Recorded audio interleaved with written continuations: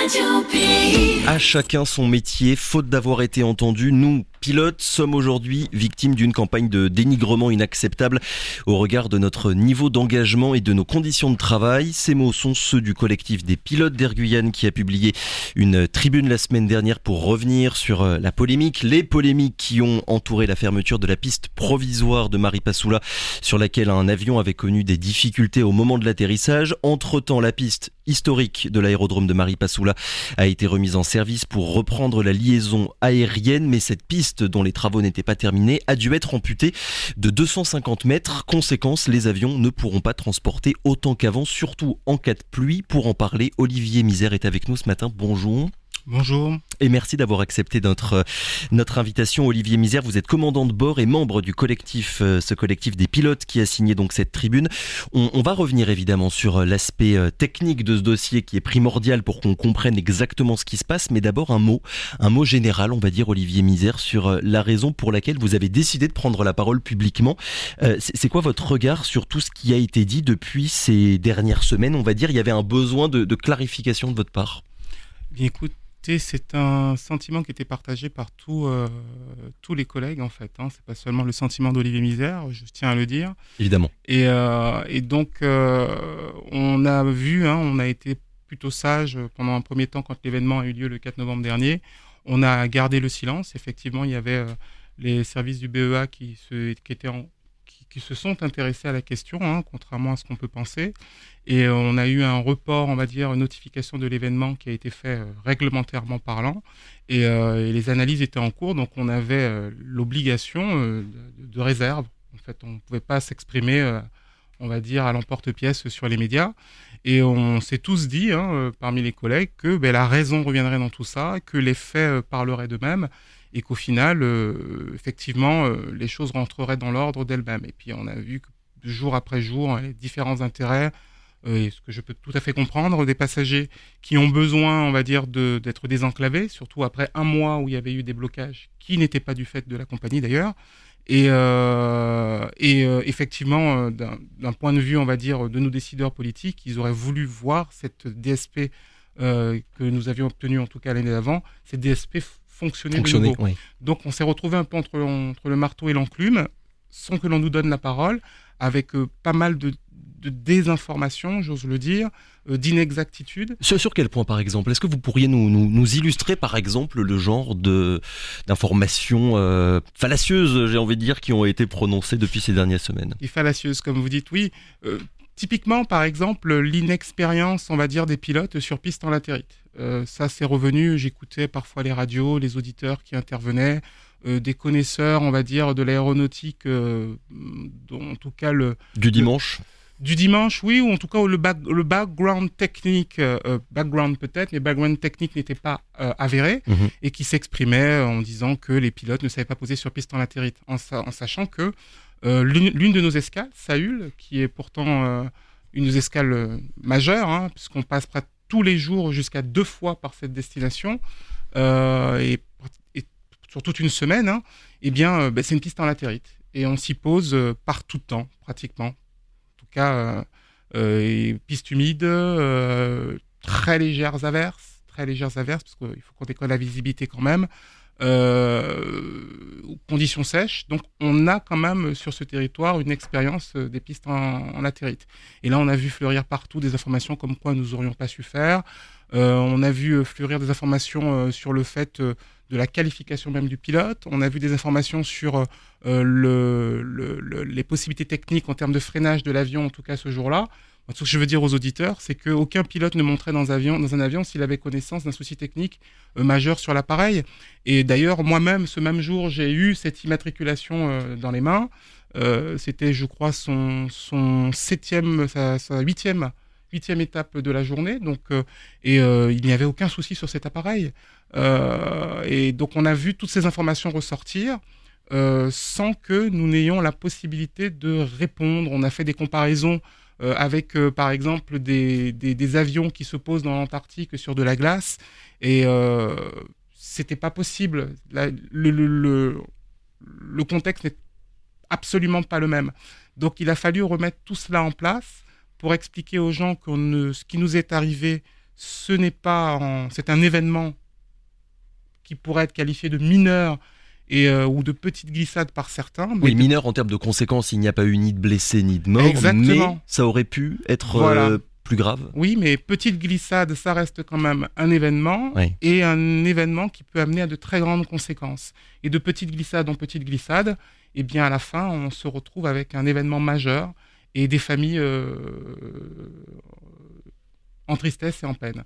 Donc la sécurité des vols, pour nous, est primordiale et on ne pouvait faire autrement que de réagir. On a évidemment beaucoup parlé de sécurité de manière générale depuis ces dernières semaines, sécurité des vols et donc sécurité des passagers, moins de la sécurité des pilotes alors que vous êtes vous aussi dans l'avion. Est-ce que vous vous sentez suffisamment en sécurité, Olivier Misère, quand vous embarquez à bord d'un avion, pardon ? J'ai choisi ce métier par passion. Et il y a une part de risque dans ce métier, une part de risque que la réglementation en vigueur, les formations que l'on nous donne, nous permettent de réduire à son niveau minimum. Donc quand je monte dans un avion, je vais vous le dire tout de suite, qu'il fasse très moche ou qu'il fasse très beau, je ne me sens pas en sécurité. Je fais le métier que j'aime. Donc c'est déjà un métier passion. Quand je me lève le matin, j'ai peut-être beaucoup de chance par rapport à beaucoup d'auditeurs, mais je ne traîne pas la patte en allant au travail. Donc, je ne me sens pas en insécurité quand je monte dans un avion. Par contre, on sait qu'il y a des terrains qui sont plus techniques que d'autres. Donc, même si l'ensemble des terrains que nous avons nous oblige à la prudence et pour pouvoir justement transporter en toute sécurité des passagers à destination, donc on va peut-être avoir une attention plus particulière sur certains terrains qui ont une conformation un peu plus compliquée. Saül, par exemple, c'est une piste qui est complètement encaissée avec le mont Galbao autour et avec plein de petites collines autour. Donc, pour ceux qui y sont déjà allés, il y a quand même un petit peu de relief. Et Camopi, c'est exactement la même chose. On est pratiquement à flanc de colline à Camopi. Donc, il y a un relief qui est juste à côté. Quand on atterrit, il est souvent sur notre gauche. Et tout cela, ça nous oblige à de l'attention et encore plus de prudence, car la prudence est déjà là, mais il faut encore plus de prudence sur ces terrains. Mais de là à dire que je me sens en insécurité, absolument pas. Je pense que mes collègues le perçoivent de la même façon. Oui, prudence, mais pas d'inquiétude, si on peut résumer finalement ce que vous dites. On va le rappeler quand même pour tout le monde, il y a 5 communes qui sont desservies par Air Guyane, Saül, Maripasoula, Grand-Santi, Saint-Laurent et Camopi. Vous, en tant que pilote, quand vous savez que vous allez atterrir ou décoller depuis telle ou telle commune, est-ce que vous êtes un petit peu plus vigilant que d'habitude finalement ? Très clairement, comme je vous l'ai dit, la vigilance, elle est de tous les instants. On ne fait pas d'impasse là-dessus, quelles que soient les conditions. Mais il est vrai que certains terrains nous demandent un peu plus d'attention un peu plus d'attention. C'est un état de fait. Là, la piste a été raccourcie. Maripasoula, on parle bien de Maripasoula, oui. La piste de Maripasoula a été raccourcie par un début de travaux, les débuts de travaux. Et donc là, maintenant, à chaque décollage, on a l'obligation de consulter des ABAC. Je vais essayer de ne pas être trop technique pour les auditeurs. On a des tableaux à consulter qui nous disent pour tel vent, telle température, c'est telle masse. Alors que dès lors que la piste n'est pas limitative en termes de longueur, on savait d'emblée qu'on était capable de partir à charge max. Là, à chaque fois, on est obligé de contrôler les conditions de vent et de température et conditions de piste, mouillé, pas mouillé, pour pouvoir déterminer la masse qu'on est capable d'emporter. Donc ça requiert une attention supplémentaire que l'on n'a peut-être pas forcément sur d'autres terrains qui ne sont pas limitatifs. Et dès qu'un terrain est limitatif, on va devoir avoir à consulter ces tableaux. Là, les vols ont repris depuis samedi dernier pour Maripasoula. C'est quoi les informations qui vous remontent ? Comment est-ce que ça se passe pour l'instant ? Beaucoup de soulagement pour les usagers. Ça, c'est tous ceux qui embarquent dans les avions se félicitent en tout cas et sont heureux de voir les vols qui ont repris. Et pour l'instant, en fait, pour les retours, le ciel a été clément. On n'a pas eu de conditions pluvieuses sur le terrain, je dis bien, je précise, sur le terrain qui ont poussé les avions à faire demi-tour ou à à devoir débarquer des passagers, beaucoup de passagers qui étaient prévus sur le vol. Oui, parce que c'est la pluie, malgré. C'est ce que vous me disiez tout à l'heure, c'est la pluie vraiment qui constitue l'élément le plus central, on va dire, dans tout ce que vous faites. Exactement. Ce qu'il faut savoir, c'est qu'au jour d'aujourd'hui, je vous fais un petit scénario, et c'est ce qui risque fort d'arriver ces prochains jours, peut-être même aujourd'hui, on ne sait jamais. J'ai des collègues qui sont en vol, moi j'y suis pas. Et ces prochaines semaines, c'est qu'on peut très bien partir à Cayenne avec notre charge presque max. Donc 17 passagers. Si le poids des passagers n'est pas prévisible, oui. Et on travaille à masse réelle sur ce type d'appareil de taille modeste. Donc en gros, on pourrait très bien partir avec full passagers de Cayenne vers Maripasoula. Une averse se déclenche en route, ça on ne peut pas le prévoir. On débarque à Maripasoula avec une piste détrempée, eh bien, on ne pourrait pas se poser. C'est-à-dire, il faudrait faire demi-tour tout simplement et retourner à Cayenne. Parce que techniquement, piste plus glissante, donc un avion qui est limitation. lourd. Et dit plus glissante, dit limitation. Oui. Voilà. Donc, et c'est ce que les auditeurs doivent comprendre, c'est que pour l'instant, nous, on assure nos missions du mieux que l'on peut. On fait le maximum en fonction des conditions, mais on ne fera pas d'impasse sur la sécurité des vols dès lors qu'il y aura des averses en cours, des averses récentes, et qu'on a une connaissance d'une piste détrempée à destination. On ne prendra aucun risque, puisque la piste ne nous laisse beaucoup moins de marge. Oui, parce que point très important, vu qu'on parle de météo, et d'ailleurs je l'ai appris tout récemment, il n'y a aucune information météo de disponible pour les pilotes sur ces communes. À chaque fois, vous découvrez en direct les conditions météo qu'il y a à tel ou tel endroit. Oui, comment est-ce que ça se fait ? Je vais me faire l'avocat du diable malgré tout, c'est un peu le cas sur tous les terrains secondaires de France et de Navarre. La Guyane ne fait pas exception. Il est vrai, peut-être, et là je jette mes filets à l'eau pour nos décideurs, en tout cas ceux qui tiennent la bourse pour ces infrastructures. Là vous parlez de la collectivité ou pas forcément ? Forcément oui. Oui. Mais sans polémique aucune, il serait bien qu'à terme, on puisse avoir de grandes améliorations de ce côté, puisque la Guyane, en termes de météorologie, même si pour beaucoup, on voit du temps chaud, en matière d'aéronautique, c'est aussi parfois de la pluie, des orages, des nuages bas. Toutes ces choses, en fait, sont extrêmement dangereuses pour l'aéronautique. Donc, si on avait des moyens qui nous permettraient d'anticiper un peu mieux les conditions que nous avons à l'arrivée, ça pourrait aider grandement à la sécurité des vols en Guyane. Les pilotes d'Air Guyane, et là je vais citer cette tribune dont on parle depuis tout à l'heure, les pilotes d'Air Guyane se tiennent à disposition des services de la CTG et veulent être force de proposition pour l'amélioration des structures aéroportuaires guyanaises, pourvu qu'ils soient, les pilotes, écoutés, respectés dans leur savoir-faire et qu'une volonté politique traduite par des financements en heure et en temps vienne accompagner les mesures proposées. L'amélioration des structures aéroportuaires, Olivier Misère, d'après ce que vous constatez tous les jours, ça doit passer par quoi précisément ? Et ça doit passer par des infrastructures agrandies de manière générale, des pistes rallongées, plus longues, rallongées et élargies dans la mesure du possible. Je vous donne un exemple concret. Quand on dit, on parle de financement en heure et en temps, je ne dis pas qu'il n'y a pas eu de volonté politique de pouvoir améliorer les choses, notamment à Maripasoula. Mais comme pour tout, souvent, les choses prennent beaucoup de temps, pour des raisons que j'ignore, et je ne ferai aucune polémique là-dessus.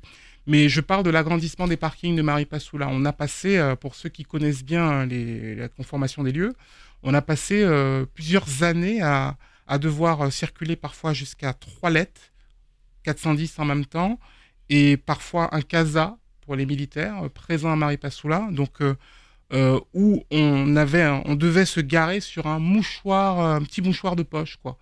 Et ça, en fait, ça nous causait énormément de problèmes au sol, parce que le risque est qu'on ait un contact avec entre deux ailes d'appareil en train de manœuvrer. On a quand même, en tout cas pour les LED, 20 mètres d'envergure et une dizaine de mètres de plus, je crois, pour le CASA. Et donc, c'est quand même extrêmement étriqué pour ce type d'appareil. Le souci, c'est que, par exemple, on devait avoir un agrandissement de parking qui nous avait été annoncé depuis 2014. Je dis bien 2014. J'ai assisté à des réunions préparatoires en vue d'eux. Donc, il y avait la volonté politique, la volonté technique, en tout cas des services infrastructures. Et pour des raisons que j'ignore, l'agrandissement de ce parking, on ne l'a eu qu'en 2022, 8 ans plus tard. Ceci explique le commentaire qui était fait dans la tribune des pilotes. Puisqu'on parle de... Entre autres. Voilà. Puisqu'on parle de l'état général, on va dire, de toutes les infrastructures, il y a aussi la question des pistes, pour qu'on comprenne bien techniquement, piste en béton versus piste en latérite. Pour vous, ça change quoi exactement ? Une adhérence totalement différente. Oui. Voilà, c'est essentiellement ça, c'est une adhérence totalement différente. Mais à partir du moment où on est formé sur latérite et béton, en tant que pilote, on n'a pas de difficulté particulière à décoller ou atterrir à partir d'une de ces pistes-là ? Non, il y a quelques paramètres à prendre en compte, hein, on est bien d'accord, mais en fait, ça ne change pas grand-chose pour un pilote que d'atterrir sur l'un ou sur l'autre, tant que l'adhérence est optimale, tant que les largeurs de piste proposées offrent des marges de sécurité. Il n'y a pas de problème à atterrir sur une piste en latérite, absolument pas. D'ailleurs, je le dis, hein, je le dis, ça c'est le pilote Olivier Misère qui parle, Saül est mon terrain préféré. Pourtant, ce n'est pas un terrain revêtu. L'environnement, le cadre, la conformation des lieux fait que quand on arrive sur ce terrain, là on se dit on est pilote. Voilà. Donc autant vous dire que je pense que ça doit être le cas pour beaucoup de mes collègues. On est heureux de poser sur ces pistes, on s'en plaint pas. Donc d'ailleurs, Marie Passoula, on s'est tous dit, voilà, ce sera peut-être... on va retrouver un peu les sensations qu'on avait sur Saül. Malheureusement, ça n'a pas été le cas. Sur la piste de Marie Passoula, Olivier Misère, j'aimerais qu'on revienne sur un point que vous abordez dans votre tribune, ce qui s'est passé un mois avant l'incident du 4 novembre. Il y avait eu un signalement de fait par un équipage qui avait atterri à Marie Passoula et qui s'était fait surprendre à l'époque par l'adhérence précaire, je vous cite, de la piste provisoire. Ça, c'était un mois avant l'incident qui a conduit à la fermeture de la piste. Qu'est-ce qui s'est passé durant ce laps de temps, durant ce mois-là ? Eh bien, écoutez, il y a eu un report de sécurité qui a été fait, hein, parce que c'est réglementaire. Une fois ceci fait, les services compétents de la service infrastructure de la CTG ont été consultés. Il y a une analyse qui a été faite. La DSAC, en tout cas les services compétents de l'antenne de la DGAC ont été aussi informés. Et on s'est mis autour d'une table pour pouvoir analyser, on va dire, ce qui avait pu se passer et voir ce qu'on aurait pu mettre comme barrière pour éviter que ça ne se reproduise. C'est la règle, c'est un cercle vertueux. Hein. Un report d'information, on analyse les données, en réaction on met des mesures barrières. Oui. Et des fois on fait de la on est proactif et on essaie d'anticiper ce qui pourrait arriver derrière. Donc ce travail, je ne peux pas dire qu'il n'a pas été fait. Il y a eu des réunions qui ont eu lieu, des réunions auxquelles j'ai assisté d'ailleurs. Et de côté, l'exploitant aéroportuaire a analysé et vu ce qu'il aurait pu mettre en place. Et nous, on a essayé de voir ce que l'on aurait pu faire de mieux pour nous permettre de continuer à exploiter. En sachant que naturellement, des conditions pluvieuses en cours sur ce terrain étaient d'ores et déjà à proscrire.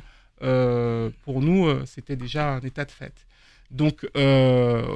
un travail a été fait et on est tous plutôt confiants. Hein.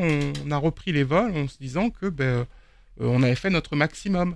Donc la notification, elle a eu lieu le 8 octobre 2022. Oui. Ce jour-là, d'ailleurs, une délégation de la CTG était sur place suite aux événements de Marie Passoula. C'est moi-même qui ai eu le plaisir d'emmener la délégation CTG à Marie Passoula. Et eux, ils ont décollé et atterri en conditions sèches. Voilà. Donc, en conditions sèches, ce jour-là, ils ont eu de la chance. Et oui, donc on en revient à ce que vous disiez au début, à savoir quand il n'y a pas de pluie, tout va très bien, ou en tout cas quasiment tout le temps. Mais quand il y a de la pluie, les choses deviennent un petit peu plus difficiles. Exactement. Donc, et le collègue qui a fait ce report, qui a reporté cet incident de sécurité, en tout cas, il a eu une petite bruine en cours sur le terrain. Et c'est un collègue fort expérimenté, hein. Et il a été, au moment où il s'est posé, il a été surpris de voir le comportement, on va dire, de l'avion au sol. Mais il a pu freiner dans des distances réglementaires, je précise, hein, il n'y a pas eu, il y a eu des petites glissades, mais dans une distance réglementaire. Donc il a fait le report de l'événement, comme la réglementation l'exigeait. Dernière précision, Olivier Misère, je ne sais pas si vous avez écouté le journal de 7 heures, mais on a entendu un des passagers qui était présent sur le vol du 4 novembre, quand il y avait eu ces difficultés au moment de l'atterrissage à Marie Passoula. Il a tenu, et c'est ce qu'il a d'ailleurs dit dans le son qu'on a entendu, à féliciter le sang-froid des pilotes qui étaient présents à ce moment-là. Mais il a aussi abordé un autre événement dont on a beaucoup moins entendu parler, c'est que ce même avion qui avait rencontré des difficultés à Maripasoula a ensuite été réutilisé pour se rendre à Cayenne. Et les passagers étaient dans une incompréhension assez totale de se dire si cet avion a rencontré des difficultés au moment de l'atterrissage, est-ce que c'est vraiment une bonne idée de le réutiliser pour aller à Cayenne? Est-ce que vous pourriez éventuellement avoir des éléments de précision technique sur cet aspect-là? Alors, quand il y a un événement de ce type et que potentiellement il y a même un léger dommage sur un appareil, la bonne démarche est de consulter notre service d'entretien, éventuellement avec de la photo, et de discuter, on va dire, du bien fondé d'un convoyage de l'avion, en tout cas de ramener l'avion à Cayenne. Cette démarche a été effectuée et en fait, compte tenu de ce qui avait été rapporté, on va dire, à nos services par les pilotes, décision a été prise de poursuivre et de ramener l'avion à Cayenne. Après, on pourra toujours réanalyser les événements et d'ailleurs, la DGAC s'en est chargée. Et donc, les dispositions, en tout cas, comment vous dirais-je, les éventuels rappels, les éventuelles demandes d'informations ont été faits, en tout cas, par l'autorité pour cet événement et ce convoyage de l'avion vers Cayenne. Merci beaucoup, Olivier Misère. On a fait les choses. Les choses ont été faites du en mieux tout possible. cas. Merci beaucoup en tout cas d'avoir été avec nous ce matin. Je le rappelle donc, pilote, commandant de bord et membre du collectif donc de ces pilotes d'Air Guyane qui a signé cette tribune dont on a parlé ce matin. Merci encore, très bonne journée à vous.